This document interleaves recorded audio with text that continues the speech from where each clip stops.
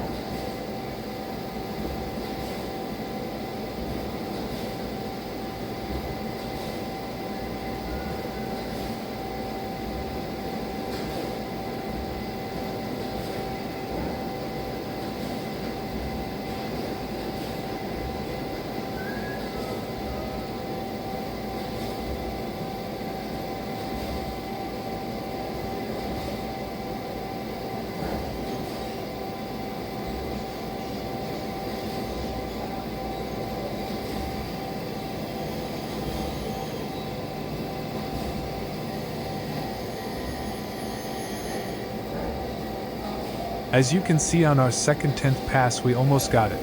And please like, comment, and follow.